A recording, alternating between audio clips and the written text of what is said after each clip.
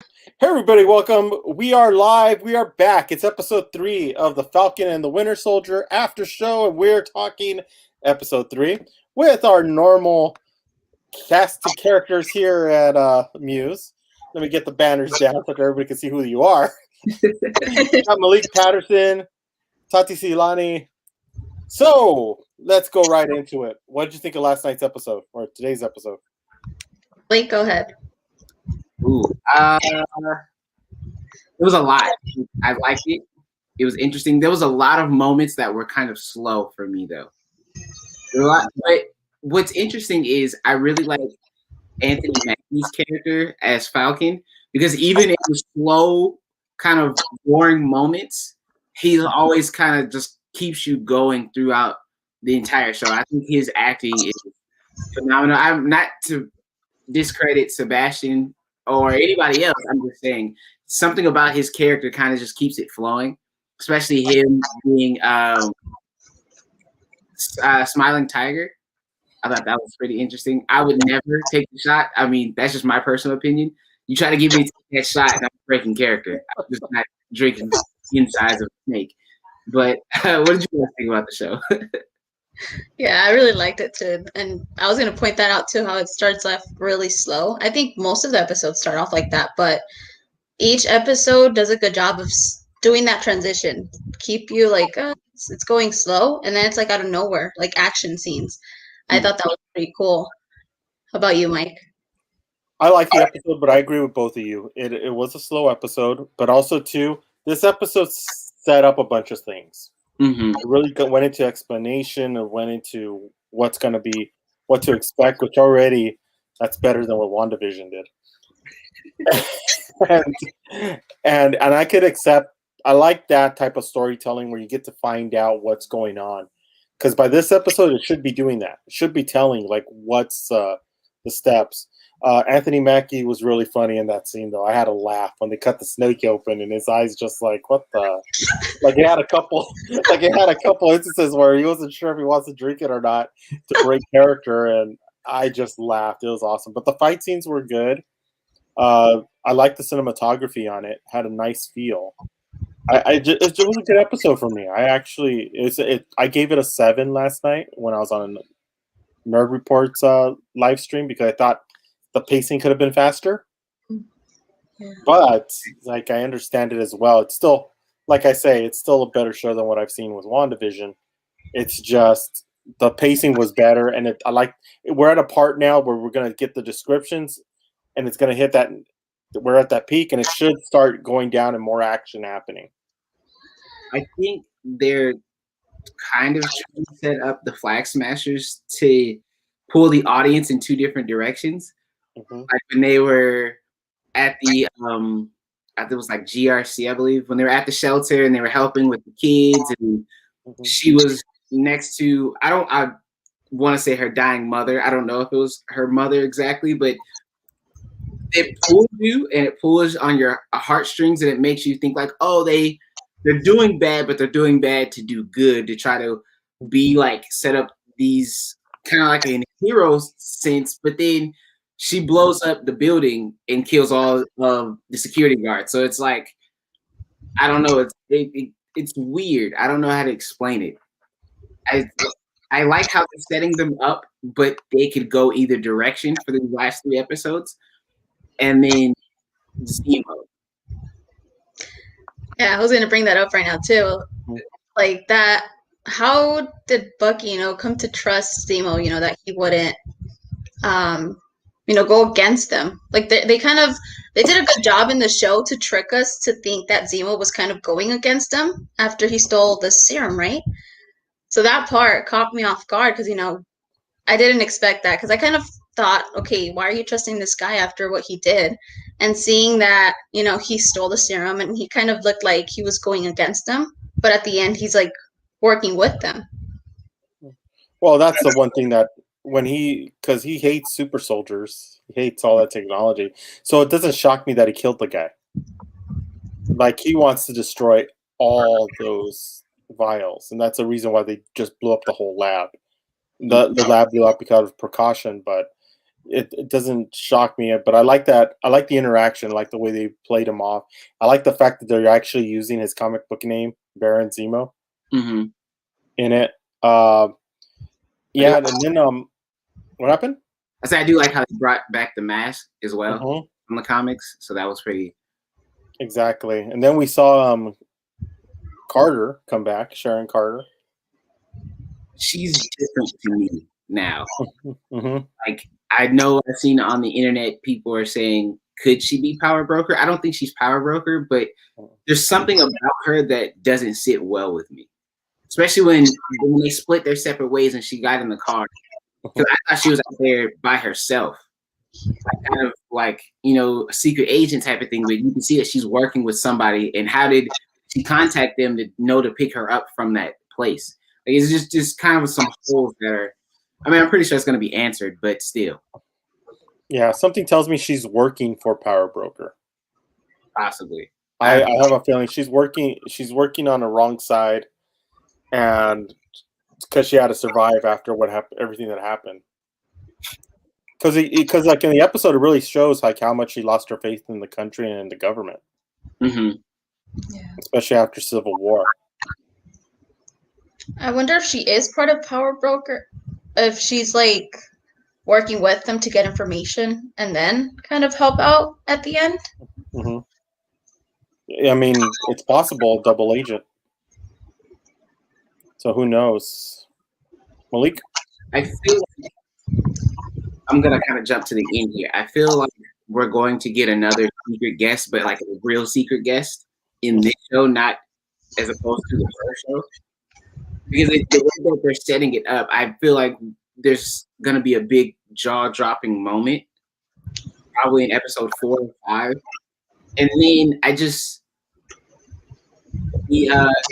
can't think of the Wakandan woman's name, but the fact that she showed up at the end lets me know that, okay, so he doesn't truly trust Zemo, but what is his ordeal with working with the Hunter of Wakanda? Dormalashi. I forgot what her name is. But we already know that like they kind of like Bucky, but they don't at the same time because he was framed in the beginning to kill T'Chaka. You know, he really didn't kill T'Chaka, and then now he's working with him secretly, which we kind of already saw because back in, I want to say it was Endgame, you see them kind of accept him again.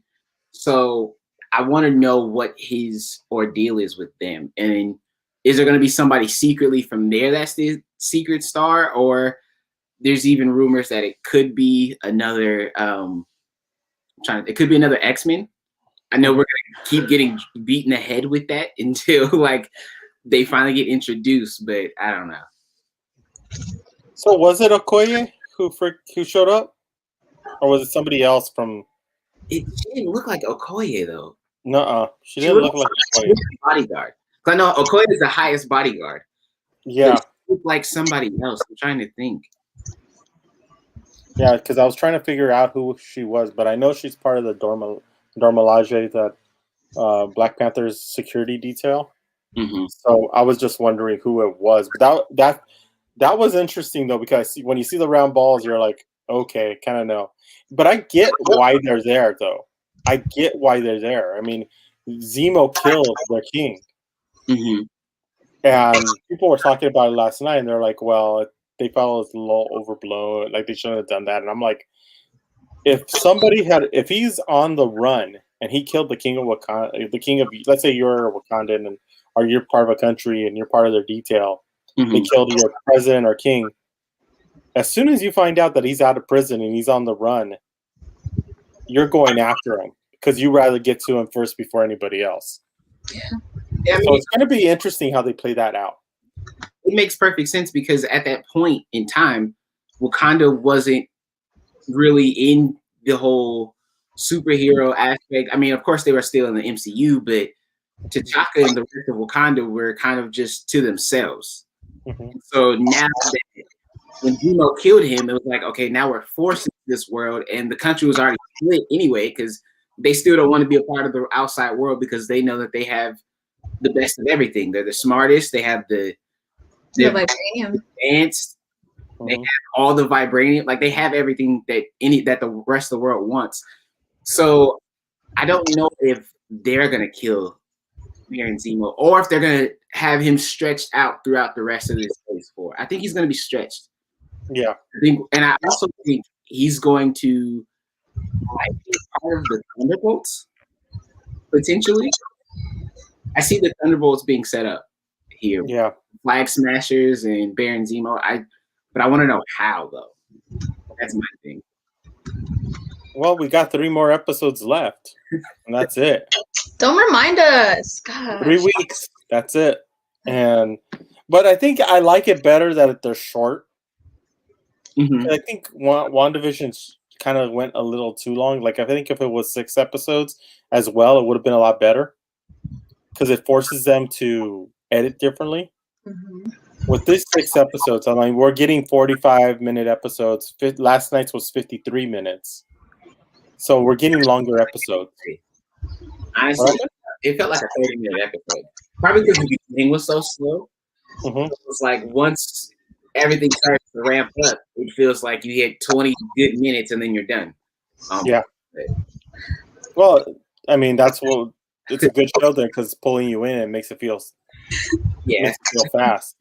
If it sucked, it would seem like you have 2 hours, 3 hours instead of that. So, yeah, I mean, it's a great. Like, I'm really feeling this show still. I still think it's a good show. Yesterday's episode was a little slow, but I get it.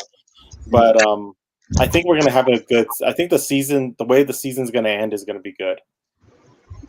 And then will we see Isaiah Bradley again? Because I know that they're hinting to it. Like, I know they're really showing that he set up everything else for the super soldiers, and he was the first super soldier, not really Steve Rogers. But now it's kind of like, are you going to dive into his character? Are you going to show him again? What's going to happen? Mm-hmm. You can't really like set him up and then kind of just mention him throughout the rest of the 6 episodes without truly, I guess, I don't know. It's showing him, giving him another cameo. Are they setting it up to show back, like go back in the past and do flashbacks when he was Captain America? I want to see how they play that out. Yeah, because something tells me like he's the key. Since that when they gave him the super soldier serum, that it actually worked, and all the other attempts were failures. So I'm curious if they took he was the test subject to all this, and when Banner tried to replicate it, he just screwed up and he became part of the problems of this. Yeah, because I feel like the Flag Smashers and John Walker are like B grade versions of Isaiah Bradley. Yeah. The more I see John Walker, the more I just want to punch him in his face. This is something I don't like him, and then I think of Up. Now I can't get the Up picture out of my head of how he was grandpa from Up. It's just gosh. I know he wants to be that person, but will he turn into U.S. agent? Like, I think he is. I think that's what the end goal is. That something tells me he's going to wind up being U.S. agent, and he's going to screw up something in order to lose the mantle of Captain America, and Sam's going to bring it back. He's going to realize he made a mistake. You think he's going to lose it, or is Sam going to take it from him? Well, I think he's going to take it, but either way, he still loses it. I like Sam and Bucky's relationship. Like when they're in the car, that part where he's like, "You're not gonna move your seat, are you?" Like they're always having that argument. Wasn't that flashback from Civil War? Yeah, I was gonna say that was from Civil War too. Yeah. It just their grudges that they hold against each other are like little kid. They look like big brother, little brother type of. No, you have to last, so I'm gonna do this time to you. And getting the attention, like always wanting to get the attention of Steve. Right. even after he's gone and done he's no longer in the picture, still trying to get the Steve likes me better than you type. Yeah. So yeah, I get that. So overall, we'll end this one. We'll start wrapping everything up. What did you think of this episode? Let's get later grades. Let's start with Malik. What's your grade for this week's episode? If we're giving letter grades, B minus. I'll give it a B minus. It was a little too slow for me in the beginning to be donned in A, but it's still a really good show. And then they set it up. They set up so much for the following episodes, so I'm really excited. Yeah, I have to agree. I have to agree with Malik. I give it a B minus as well. Well, I'll go a little step up, and I'll give it a B. Okay. I'll give it a B. So, it wasn't worth an A. There is some things that are kind of like this pacing could have been faster, but it was a good episode. I was happy with it, so I give it a B. Yeah, so I guess we're done for today. We're gonna have to wait till next week's episode 4 next Friday. I don't know if I will be here because I have an event. I may have an event to go cover next week, so maybe just you two. But I may jump in. We may change the times. Who knows? We'll do something with that. But how can everybody find you? Please share your socials. You can move my finger too far. You can find me right here at Malik on Ox on all social media platforms. On blanking Facebook and LinkedIn, you can find me at Malik Patterson. And I don't have a TikTok for my own health because I will lose hours and hours on TikTok and won't do any work. Don't lie. You know you've been dancing every weekend. Oh, no. Under an alternate name. Nope. Doing different TikTok dances. Come on, we know. You don't have to be embarrassed. No. And Tatis, what's your socials? You can go ahead and find me at Tatis Yolani. I can never find that bubble. On Instagram, TikTok, Twitter, Facebook, and how about you, Mike? You can find me usually at MUSE TV and MUSE Mike on Instagram. And we will see you next week for another episode. We're going to episode 4.